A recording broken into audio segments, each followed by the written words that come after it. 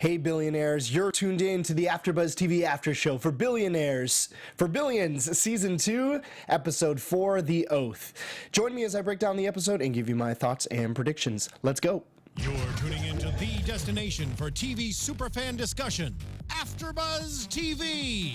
And now, let the buzz begin. Gold jewelry shining so bright, strawberry champagne on us. That's right, it's the after show for Billions, hosted by me, Frank Maiorana. You can find me on Twitter and Instagram at Let's Go Frank M. And I'm not joined by Andrea Fasano tonight. She is stuck on the east coast of the USA in an airport, unable to get out. So, miss you, Andrea. So I'll be back this week hosting the show all by myself. And had such a great episode to review, and I actually have some personal stories to talk about for this episode. But I like to start every show with our social media shout-outs. You can use that hashtag ABTV Billions out there online on Twitter, Instagram, or by directly commenting on our YouTube page. And then we'll feature your comments on our show as we do every week. And I like to start on YouTube. We had a bunch of really good user comments from last week's episode. Number one comes from Rita L, and she says, in my opinion, it's obvious Axe has an attraction towards Wendy. Both Lara and Taylor sense it. Bet Wendy will be back working with Axe by the end of the season. So an interesting prediction there from Rita. I've spoken about that a lot, about there being a definite bond. I don't think there's a truly sexual interest from Axe towards Wendy, but we saw last season when they were in those big hot tub spa having a meeting where they were both naked, there was definitely a sexual element to it. So I think there is an attraction there that goes beyond, the mere physical attraction that would be existing between two people. So I like Rita's prediction there. Also, we had a great comment from Captain Osage. It's just Capt Osage. And they said that this person's actually getting tired of Wendy. I love Wendy, but she's seriously trying my patience. What's her deal? If you want Axe out of your life, stay home with Rhoades or work on your business. This is sending nothing but mixed messages. Heck, even Taylor picked up on that and confronted Axe on the Wendy front. So it's clear that last week's episode was focused on Wendy and Axe and the effect that he has, that she has on him not being in Axe's corner. And I really like that comment. We also had a comment from Lori Stone Haskell and said that Taylor has much to teach Axe about the uselessness of leaning into feelings of hate. Taylor is the most evolved character on the show. I read a review saying that Taylor is presented as the Vulcan on the bridge of Axe's Enterprise, which I thought was right on target, which is a great point. Taylor can remove themselves emotionally from situations that are happening in this show, and Taylor is not the type of confrontational person that Axe would like them to be. Taylor is someone who, we learned last week, does not like to make people feel badly when they win. So I really like that comment too. Really smart stuff out there, guys. And if you'd like to have your comments featured on the show, please comment directly on our YouTube page, or like I said, use that hashtag ABTVBillions. So we start tonight's episode, The Oath, with a personal friend of mine, my boy, Jimmy Wolk, opening the episode as Craig Hedeker. He plays the billionaire who was walking with Wendy as he requests that Wendy evaluate Elena, who is scheduled to go into space on a trip to Mars. And it's so great for me to see Jimmy out there on screen. Him and I went to the same school together. We both went to Michigan. We were both in the same program, had a bunch of classes together. We actually did scenes and special projects together. We were in plays together. So it's so awesome to see such a quality human being working and is a real star in the industry. He's currently a series regular on Zoo and has been in a bunch of TV and movies, and to see him now on what is my favorite show, Billions, is even better, because we get to see him continuing this theme for this season where Wendy is being wooed by outside people. But ultimately, what we are finding is that Wendy does not truly love this outside work. She's starting to come back to the realization that she really loves working with people one-on-one over multiple sessions. And I think this episode was a turning point for her journey. We've seen her work with Krakow. We've now seen her work with Hedeker. And we see that it's just not quite fulfilling her to do this type of work. Now, there were some really interesting scenes between Wendy and Elena, as you could see Wendy sort of psychoanalyzing Elena and seeing if Elena's going to be right for this mission. But ultimately, what fulfills her is something far different. Being a part of a team, being able to see people grow over time is what propels Wendy. And she doesn't like these one-off jobs, and you can see it wearing on her. So I think both my prediction at the beginning of the season and Rita's prediction here, commenting on our YouTube page, is going to prove prescient, because ultimately she loves being in this game, and as much as it's going to take a significant effort to get her back, I really do see Wendy starting to turn back toward a self-realization that she loves being a part of the Capital world. Axe is somebody who means a lot to her, and so for him to woo her back, I think it's now a legitimate possibility. I'm also going to pat myself on the back for two really great predictions last week. Number one was I saw this confrontation coming between Axe and Rhoades, and no, before any of you say you probably watched to the end of the episode and previewed scenes for next week, I specifically do not do that, because, well, I've hosted this show last season. I had people complain, don't watch the scenes from next week because it gives it away, and you're absolutely right. So I have not done that. So I am taking full credit for believing that this confrontation between Rhoades and Axe was coming this week. And I also want to take credit for seeing the logic problem in Lawrence Boyd's Treasury bid rigging not being put away. And so we sort of got a little bit of a bait and switch in this episode, where last week at the end of it, we got teased with the idea that Lawrence Boyd was rigging Treasury bids.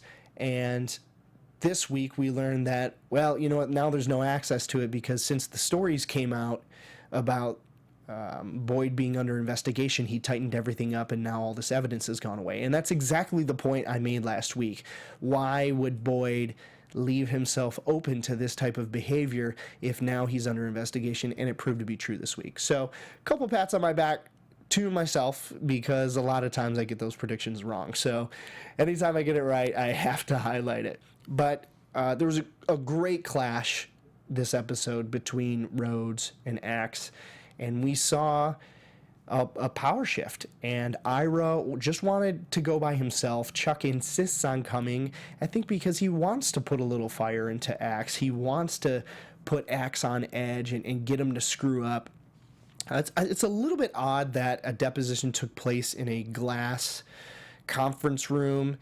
Normally there's a little bit more privacy in depositions, but it looks better on TV if you have a deposition in a glass conference room where Axe's employees are all surrounding him. So it gives Axe a little bit of a home field advantage, where he can take a break, go take a call in his office, and ultimately comes back at the end of that meeting and has some leverage that he's not getting an NFL team, and it's because of the rumors and the accusations that Rhoades had made against Axelrod.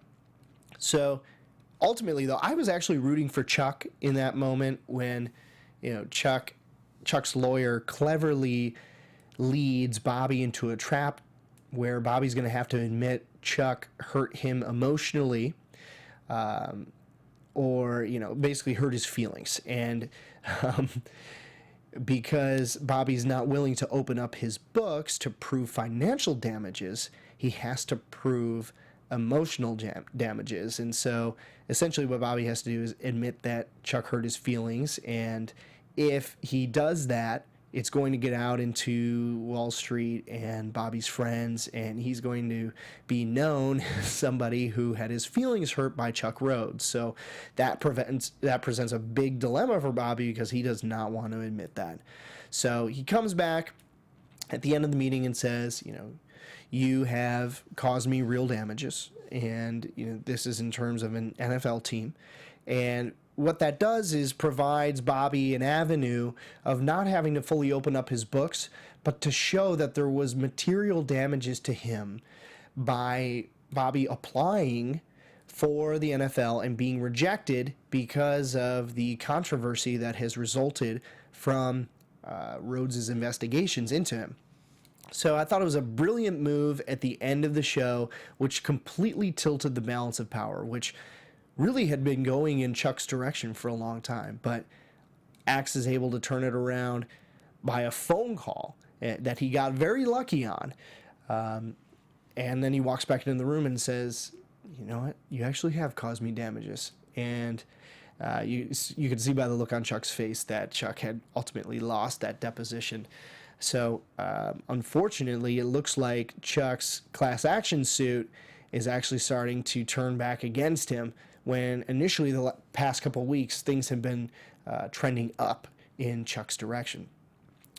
So yeah, Boyd cleaned up his treasury bid ringing, and now Rhoades is not able to get Axe on the defensive or on video acting defensively or inappropriately, which would get him into trouble. So what had looked like a great setup for Chuck has turned into a really bad week for him. So we'll have to track that as we go along here. Before we get into the next topic, I want to remind everyone, please subscribe to us on YouTube and iTunes. Leave us a review in both places. Give us a thumbs up on YouTube. Lets us know you're out there. And we appreciate you all listening. And again, use that hashtag ABTV Billions whenever you're posting on social media, especially on Twitter. There were no Twitter hashtags this week. I'm shocked. Some of our regulars out there normally are tweeting, but you can do that online. You can post directly on my Instagram page. I'd be happy to read a comment from there as well. Next, we had an interesting week for Kate and Brian. We still have Oliver Dake out there, who's causing a lot of trouble for Brian and trying to get Brian to turn. But ultimately, we learn that Dake really doesn't have the smoking gun that he needs without Brian. So it presents an issue for Brian being able to leave his boss, because everything seems to be like Chuck is reaching for straws, and when they find out that the bid rigging is no longer an option to be able to pursue, and even though Chuck has footage of Boyd screwing one of his associates' wife, it doesn't really matter. It doesn't bring the juice that he needs to move this case forward, and he needs to move the case forward quickly, because as we learned in this episode, the Attorney General is looking for any excuse to fire Chuck, and if the case is not moving forward and if it's being delayed with no real action, she's going to move on him and it wants to fire him. So that's adding a sense of danger for Chuck and pressure and time pressure, which I really liked. I like that element was introduced in this episode, because without it, this investigation could go on forever. And we all know that lawsuits take a really long time to get through court.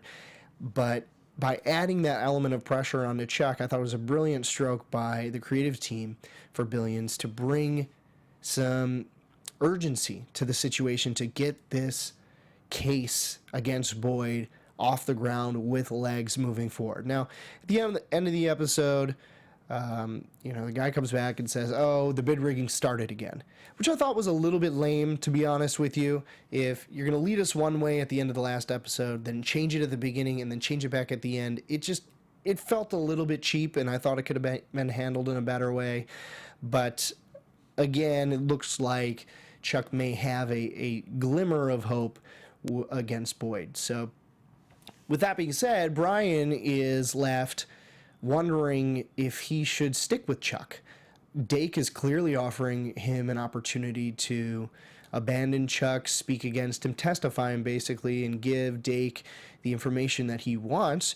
And you could conceivably see that Brian would easily move into the top spot. He would become the district attorney for Southern District of New York and move into that spot. It's a very simple offer that Dake is making to him, but Connery is duty bound and he's loyal and has always been so, which seems to be one of the reasons why Kate and him clashed eventually and broke up, and we saw some scenes tonight with some real tension between the two.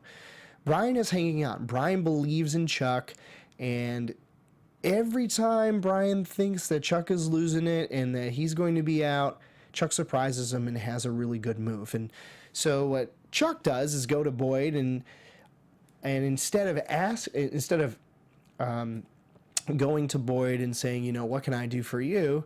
Chuck asks Boyd for a favor, and it's this whole strategy where you can create a bond with someone by asking them to do something for you. And, you know, Chuck appears as a friend to Boyd, so Boyd thinks, oh, great, then I can just put this behind me and, you know, make Rhoades go away. But Chuck is smarter than that, and Chuck's game is not to settle this and not to make it go away. He wants to win and win in court so that the Attorney General can't fire him. And we learned a little bit about Boyd in this episode with Hall, meeting with Bobby in the staircase of some parking garage, where Boyd is not willing to go to the lengths that Bobby was last season when this whole investigation was happening. Boyd wants to keep things very clean. He's not authorizing Hall to perform certain actions which were not divulged to us as the audience, but they were probably some dirty tactics that Hall had in mind. And so we learn that Boyd is really wanting to put this behind him, and in his haste to get rid of this issue, he is overlooking the fact that Chuck is coming as a wolf in sheep's clothing, basically.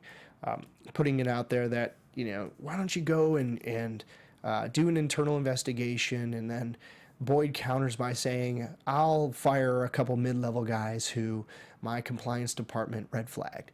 And to Chuck, that's great, because it didn't matter what Boyd did for him. All it matters is that Boyd did something for him. And I think Chuck's going to use that as a weapon in the coming weeks. So really great move by him. Brian's bond with Chuck is reinforced. But unfortunately, Brian and Kate are just so far apart from each other on this issue. And there was a small plot point here where Kate is learning that her dad had some offshore money and never quite believed that her dad could do something like this. And it's not illegal. You can have money offshore. But her idea of her father was that that he never had to hide anything. He never had to move anything. He never had to be away from the rules or to keep things out of the way of the government. So while it's perfectly legal to do that, Kate's impression of her dad is brought down a bit, and Brian goes to her and says, you know, what do you think of this? And Kate gives him a lot of attitude. There is no love between them anymore. The way that you see Chuck and Wendy still have love between them, Kate and Brian do not have any of that. Kate is very defensive, not letting Brian in at all, not giving him an inch. It's very cordial between the two, and so it's pretty bitter. So it's interesting to see the contrast between the two relationships there as well. I liked what Lara had to do tonight. She is launching this IV business. I talked about Hangover Heaven last week, which is in Vegas. I use it all the time when I go to Vegas. You get your IV in your arm and you feel like $1 million after you go there if you got a really bad hangover, because hangovers are caused by dehydration. So if you go and get an IV and you get hydrated, you're going to feel a lot better quickly. So I love that Lara has this business that she's trying to launch, and a competitor comes up and says, okay, well, we're going to compete with you. We're going to undercut your prices, and we're going to offer the same thing. So Lara employs a bit of a dirty trick, going back to her neighborhood and hiring a couple guys to get some hookers to go work for her competitor, and then ultimately that company is taken down because those hookers were soliciting sex from from the brokers that they were treating. So Lara plays a little bit of a dirty trick on her competition, and Axe likes it. I like that Axe called her and was like, "How'd you do it?" And she said, "I'm a businesswoman." And that's smart. That's something that Bobby would do. Bobby wouldn't give away the whole game, even to his wife. And we saw last week it took Lara 3 follow-up questions to get the full truth out of him with regards to the Boyd situation. So for Lara not to give everything up and not show her cards, I liked. I thought it was interesting. There's a trust there. Bobby's actually proud of her that she didn't tell him. And their marriage is strong, and their marriage is continuing to go well. Lara sort of said in a snotty way last week, "Oh, yeah, I've heard other people talk about having problems in their relationship," insinuating that she had none with her husband. But their bond is very strong, and they disagree about things, but it doesn't mean that their trust is not there anymore.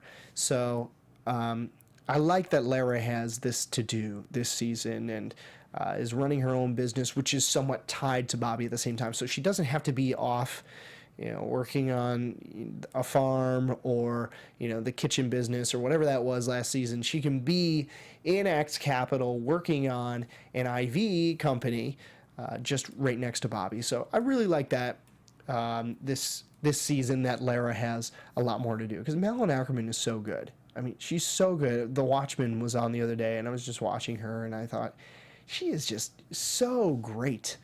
And, to utilize Malin Ackerman more is probably one of my biggest hopes for this show. Let's see her get dirty. Let's see her make some things happen for Bobby and for herself and for her family that are somewhat questionable, because she's willing to go there. So I think there's a lot more for that character to come, and I like that a lot.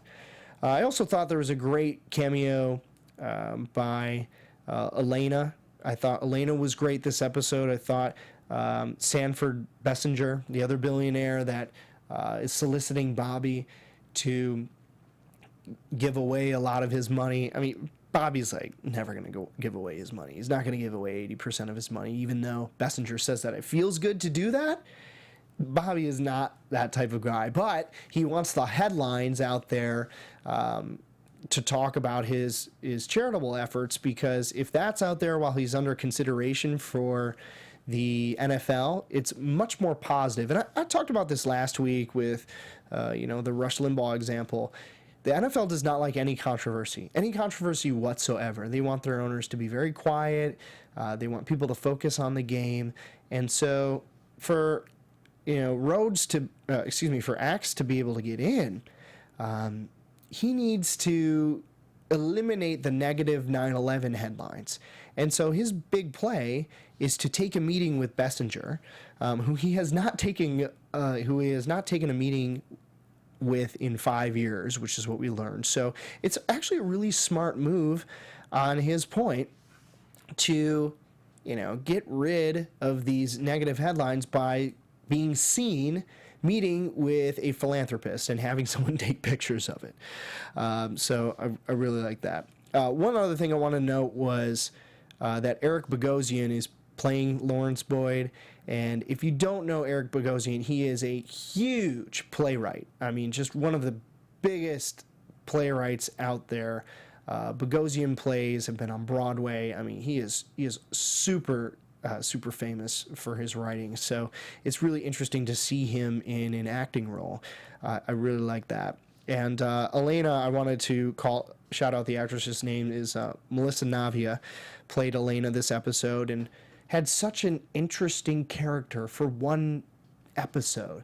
We learned a lot about her, and I don't know about you, but as an audience member, I was psychoanalyzing her while Wendy was asking her the questions to figure out if she was going to be the right person to send into space.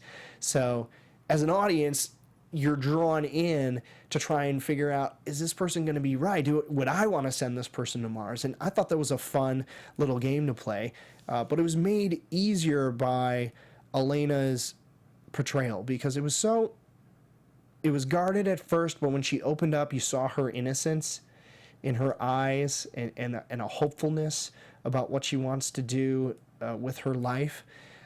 Unfortunately, it looks like Wendy squashed all that by recommending to Hedeker at the end that she not be sent into space. So I felt bad for her a little bit. That's that's unfair to take away her dream just because Wendy doesn't necessarily agree that she's the right person for the mission. One last note before I get into predictions. I thought seeing Wags get a tattoo on his ass was really funny. And just the reactions that Wendy and Axe both had to him pulling down his pants. Now, I mean, come on, show us the tattoo. I wanted to see the tattoo on his ass. What was it? Was it a tramp stamp? Was it some diamonds? I wanted to see what was tattooed on his ass cheek. And, it could have been cheap sight humor, but I mean, come on. We all wanted to see it. We all wanted to know what Wags got tattooed on his ass. Maybe it was a portrait of himself. Who knows? Maybe we'll get a chance to see it next week. But I did feel for Wags because he's dropping all the pretense now when he meets with Wendy. And that scene with Wendy was truly honest. And that's a great credit to David Costabile for a portrayal that is without fear. It's tough as an actor to be that vulnerable in a moment with a fellow actor, and he did a great job with that, just saying, I need you. It's as simple as that. And, he's willing to call for an appointment, which is funny. He doesn't have a standing appointment. He can't just walk in. So there's a mix of humor in there, but Wags's downward trend has finally led him to rock bottom where he needs Wendy, and he needs Wendy to fix it. And it's telling that Axe sent Wags to her because he still knows what's best for his guys, and what's best for his guys is Wendy. So I really think you're going to see a strong push from Axe to get Wendy back by the end of the season. But with that said, I'm happy to move into the final segment, which is predictions for the week to come. And now, your AFTERBUZZ TV predictions. So I saved this one to the end. I didn't talk about it at all tonight, but I think at the end of this season, Lonnie will be the head of crim at the district attorney's office. We saw a funny scene with him this week where he's saying, whose house is this? It's Lonnie's house. He's walking along because he's not working on the Boyd case. He's working on his own cases. So I think he said he got a drug dealer and he got, somebody else. So Lonnie is out there closing cases and building up his volume of wins, while Kate and Brian and Chuck are all focused on this Boyd case. So I think Lonnie is making a strong play here without, too much flash. I don't mean that in a way where obviously tonight he was out there bragging about it, but I mean it in a way where Lonnie's making the smart move, and it's not going to be a headline grabbing case where going after Lawrence Boyd would be, but when ultimately, and I think what's going to happen is the Boyd case is going to end up with egg on Chuck and Brian's face, and maybe Kate's too, and Lonnie is going to be elevated up within that office. So I really think Lonnie is making a strong move, and I got that prediction from tonight's scene where he's just sort of walking through the office celebrating, saying, hey, I'm doing great things. I'm closing cases here, and nobody recognizes it. No one's giving him a high five. Nobody's really celebrating with him. But I think at the end of the season, he'll be the last one laughing. I think the class action suit for Chuck against Chuck is going to proceed in Chuck's favor, because ultimately the headlines that are coming out of this for Axe are not going to be great. And I know he turned it around tonight at the end of the episode to say, yeah, you caused me damages, I didn't get my NFL team. But that's very hard to prove that Chuck's investigation was the reason why Axe didn't get the NFL team. It'd be very easy for Chuck and his attorney to come back and say, no, you didn't get the NFL because of your 9/11 trading that you did shorting airline stocks in Asian markets.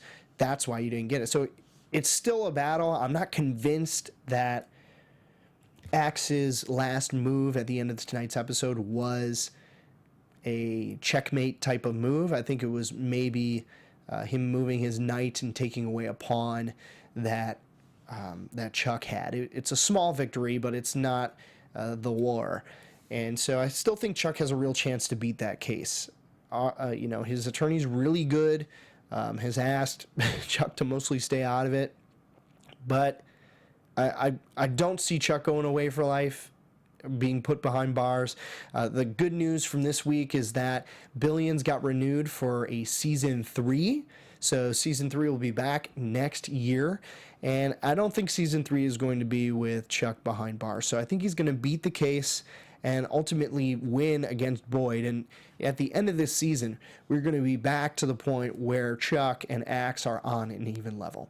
So we'll look forward to that and track those predictions as we go through the rest of the season. But that's it. That's all for now. Thank you so much for tuning in to the AfterBuzz TV After Show for Billions. I've been your host, Frank Maiorana. You can find me on Twitter and Instagram at Let's Go Frank Camp. We'll be back next week with somebody else talking with me, I promise. 10 p.m. Sunday night. Go out, be blessed. We'll see you then. Thanks. From executive producers Maria Menounos, Kevin Undergaro, Phil Svitek, and the entire AfterBuzz TV staff, we would like to thank you for listening to the AfterBuzz TV network.